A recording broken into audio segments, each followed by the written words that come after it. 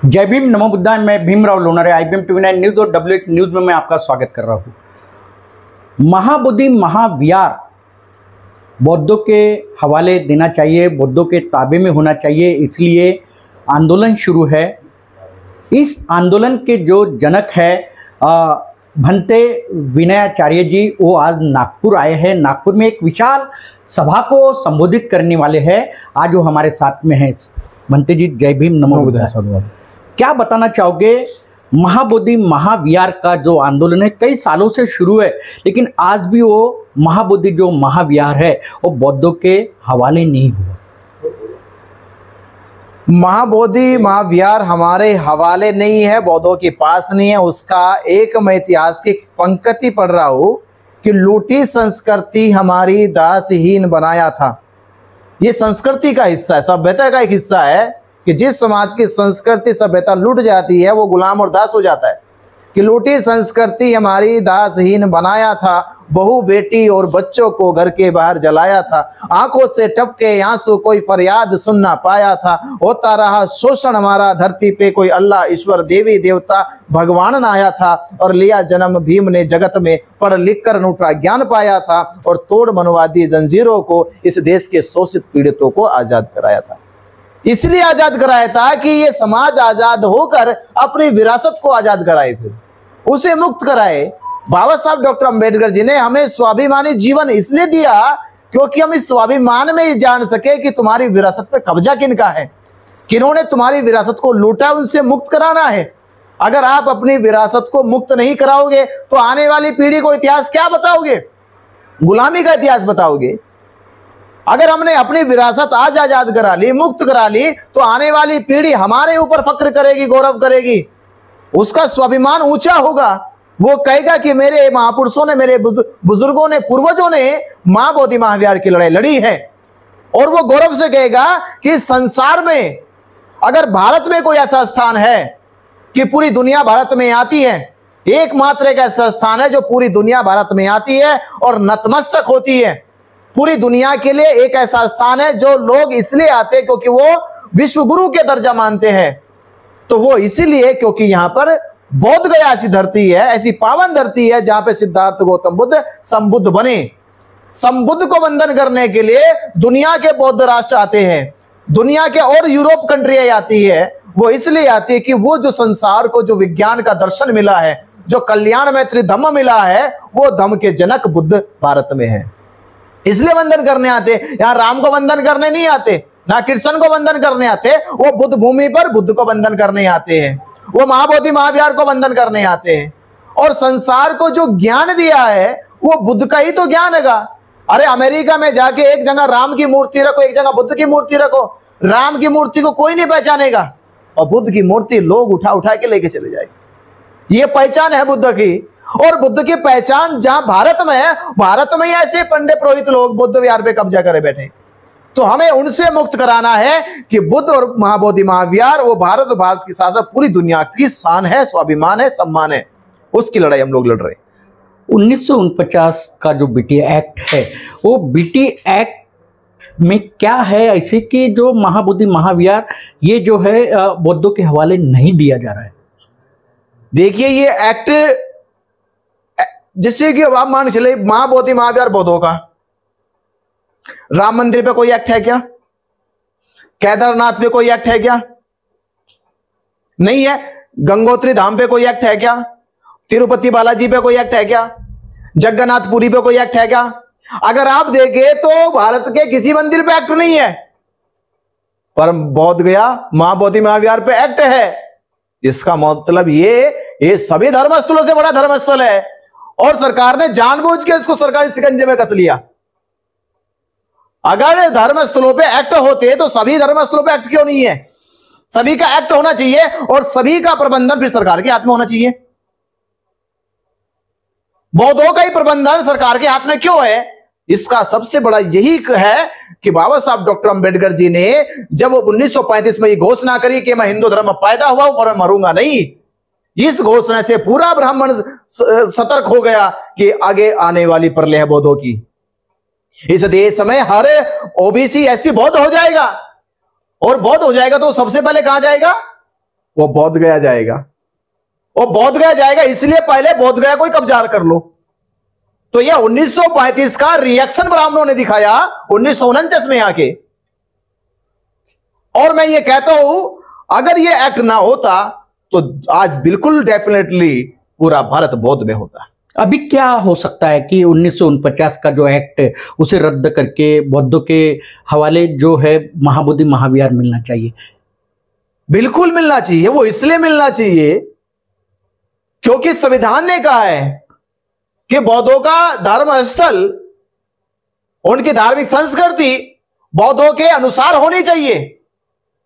उसके क्रियाकलाप, उसके पूजा पाठ, उसके नियम, उसके विनय बौद्धों के धर्म अनुसार होने चाहिए, बौद्धों के धर्म गुरु के अनुसार होने चाहिए।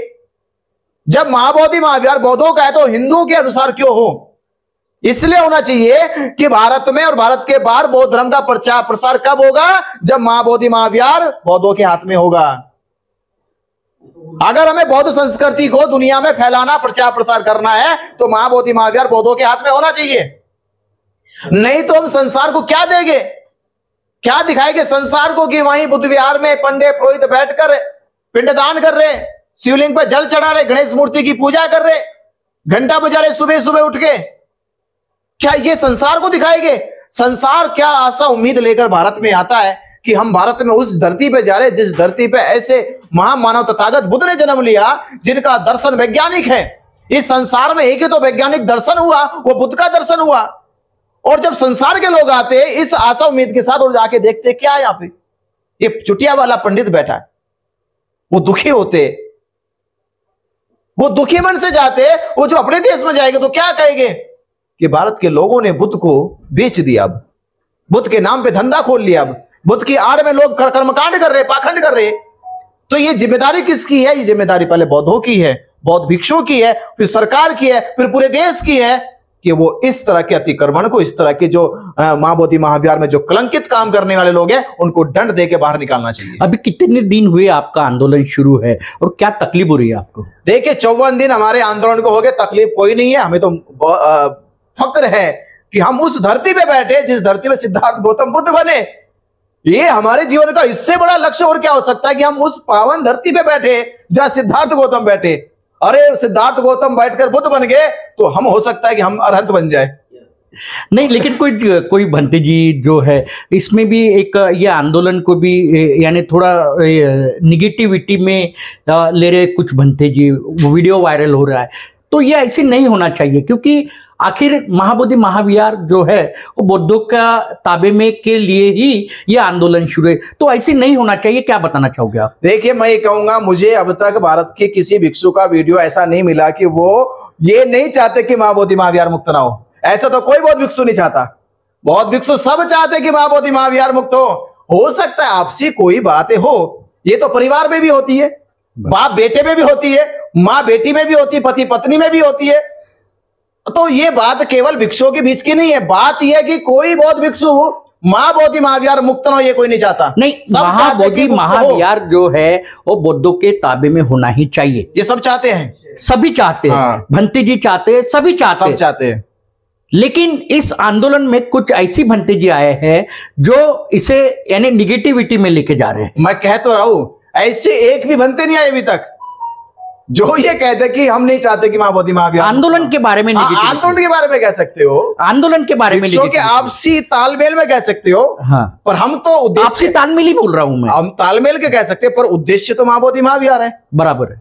तो महाबोधि महाविहार के तो खिलाफ कोई बौद्ध भिक्षु नहीं है। नहीं, कोई धर्मोपासक नहीं है, कोई जा ही नहीं सकता। तो हमें अपना उद्देश्य देखना चाहिए।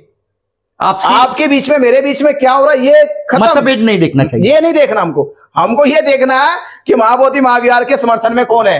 तो हम देखते सारे लोग समर्थन में हैं, तो बस हमारी बात पूरी होगी। विनयाचार्य जी, आप इतने दिनों से वहां आंदोलन कर रहे हो और आपकी इसके पहले भी आंदोलन हुआ, लेकिन अभी जो आंदोलन है वो थोड़ा ज्यादा बड़े पैमाने पे हो रहा है। पूरे बौद्ध राष्ट्र इसको समर्थन दे रहे हैं। क्या लगता है आपको कि इस बार जो है महाबोधि महाविहार ये बौद्धों के ताबे में मिलेगा? ये इसलिए मिलेगा और इसलिए आंदोलन उग्र हो रहा है क्योंकि हमने वहां से विजुअल जो निकाल दिए क्योंकि पहले कानों से सुनते आए मौखिक कि कब्जा है, कब्जा है, कब्जा।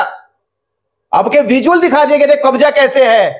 ये कोई पंडे लोग बैठे हैं, ये शिवलिंग बना रखा है, ये 5 मूर्तियां बुद्ध की 5 पांडव बना दिए। जो विजुअल बाहर आ गए लोगों को लगा है तो ये सचमुच हो रहा है। तो अब लोगों की अंतर्भावनाएं जगने लगी है। पहले तो मन से सोचते कि हाँ कब्जा है, अब अंतर्भावना करी कि सचमुच कब्जा, और कब्जे के साथ साथ इन लोगों ने तो पूरी तरह से कर्मकांड करना शुरू कर दिया। तो इस बार बौद्ध समाज ये बर्दाश्त बिल्कुल नहीं करेगा। 12 मई को 12 लाख बौद्ध समाज पहुंच के ब्राह्मणों को वहां से भगाने का इंतजाम करेगा। अभी तो ये बुद्ध ने हमें, तथागत भगवान गौतम बुद्ध ने कहा है कि शांति के मार्ग से चलो, और शांति प्रिय ये आंदोलन है हमारा। जो भी आंदोलन हो रहा है वो शांति प्रिय है, और आगे भी शांति प्रिय ही होना चाहिए। क्या लगता है आपको, बिहार सरकार से क्या अपेक्षा है आपको? देखिए, संसार में किसी भी चीज को दोहराने के 3 ही प्रयास होते हैं, केवल 1 प्रयास, 2 प्रयास, 3 प्रयास।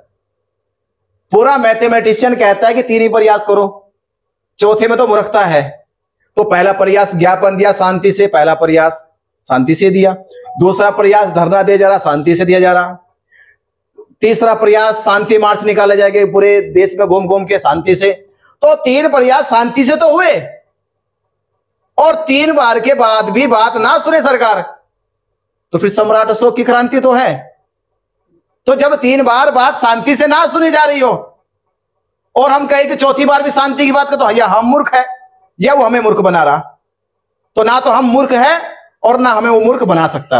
अभी प्रधानमंत्री जी जो है वो नागपुर में आए थे, और नागपुर में आने के बाद वो दीक्षा भूमि गए। तो दीक्षा भूमि जो स्मारक समिति है, उन्होंने निवेदन दिया कि महाबोधि महाविहार जो है वो बौद्धों के हवाले देना चाहिए। तो उनकी जो यानी बॉडी लैंग्वेज थी प्रधानमंत्री जी की, वो बॉडी लैंग्वेज में सकारात्मकता दिख रही थी। हाँ, मुझे भी जानकारी मिली है और ये अच्छा भी लगा है। और मैं तो ये कहूंगा कि प्रधानमंत्री कम से कम अब झूठ ना बोले, और देश से झूठ बोले, दुनिया से झूठ ना बोले। दुनिया को कहकर आए कि मैं बुद्ध की धरती से आया हूं, बोलती ही है। दोबारा कैसे कहोगे जाके? बराबर, बौद्ध की धरती से दोबारा जाकर कहना उनके लिए मुसीबत बन गया है। अब दोबारा कहेंगे तो पहले महाबोधि महाविहार मुक्त कराएंगे, नहीं तो मोदी कैसे बोलेगा अब जाके दोबारा से। तो अब क्या लगा कि उनको लगा, एहसास हुआ कि बुद्ध का जो धम्म होगा, उस धम्म की दीक्षा बाबा साहब अम्बेडकर ने नागपुर दीक्षा भूमि में ली। हो सकता है कि प्रधानमंत्री इतने वर्षों में ये ध्यान उधर नहीं दिया, तो पहले तो प्रायश्चित करने आए होंगे। और दूसरी बार प्रधानमंत्री जो है वो इस दीक्षा भूमि पर आए हैं। हाँ, तो दूसरी बार आए ये प्रधानमंत्री। तो मैं ये कहूंगा कि प्रधानमंत्री अपने इस कार्यकाल में उनका ध्यान महाबोधि महाविहार पे नहीं गया। हो सकता है कि बाबा साहब डॉक्टर अंबेडकर जी के समक्ष खड़े होकर वो प्रायश्चित करने आए कि मुझे माफ करो, अब मुझे आगे गलती नहीं होगी, और मैं जल्द से जल्द महाबोधि महाविहार को मुक्ति के लिए यार बीटीएमसी एक्ट रद्द करने का प्रयास कर रहा हूं। तो मुझे लगता है कि वो अपने इन कुकर्मों का प्रायश्चित करने आए, और आगे भविष्य में बीटीएमसी एक्ट रद्द करेंगे इसकी कोई योजना बना रहे। और हमने देखा कि सरकार में धीरे धीरे खलबली, धीरे धीरे चहल पहल होने लगी है। तो इसलिए हमारा मन भी पूरी तरह से प्रफुल्लित है कि इस बार की बुद्ध पूर्णिमा में ये फैसला होगा। और बिहार चुनाव भी है, बिहार चुनाव भी है, तो सारी चीज सकारात्मक हो रही है, हमारे अनुकूल हो रही है, आंदोलन मजबूत होता जा रहा है। निश्चित ही भंते विनयाचार्य जी ने कहा है कि महाबोधि महाविहार जो है अभी बौद्धों के ताबे में दिया जाएगा, क्योंकि प्रधानमंत्री जी जो है नरेंद्र मोदी जी, वो भी उनकी बॉडी लैंग्वेज बता रही है कि वो भी सकारात्मक है, और बिहार का चुनाव भी है। तो ये जो है मिलाव इकट्ठा आ रहा है, और ये आंदोलन जो हो रहा है अभी शांति प्रिय आंदोलन हो रहा है।